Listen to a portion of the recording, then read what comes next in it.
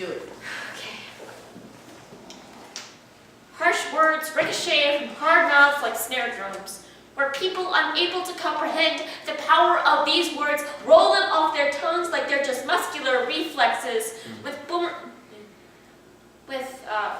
off voice boxes and playgrounds that become battlegrounds, with bullies burying weapons from shotgun shells to bass drums, their fully loaded vernacular getting lodged in our throats. Sticks and stones may break my bones, but the word retarded leaves my ears ringing.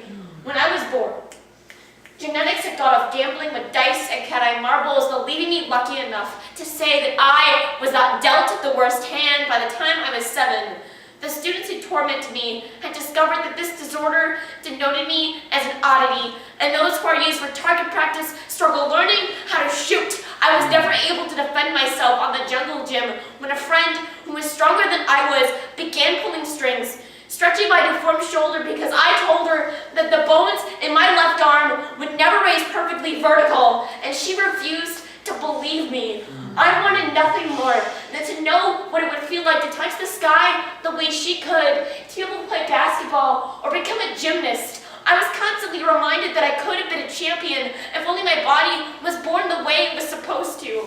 I would cry myself to sleep almost every night, praying to God that heaven didn't smell like a hospital and that the kids on the playground would stop throwing darts.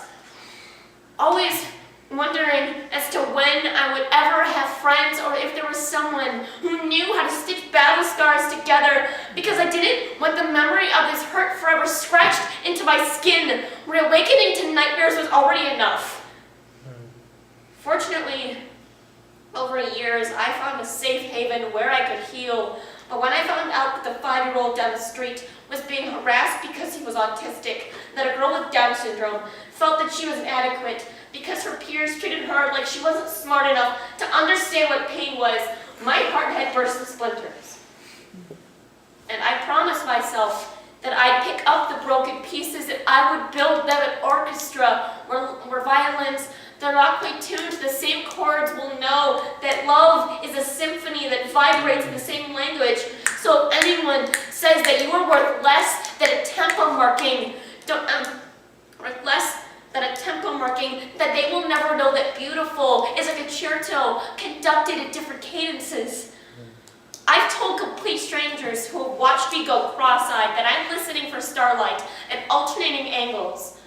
Don't ever dare to let them overpower your crescendos. But if they do, we'll go off strumming our guitars, marching with the maestros, pounding on pianos and parading with our cellos to tell the concert halls of their chests to please take their menus into consideration and to take the time to please silence their ignorance. It's drowning out the music. Wow.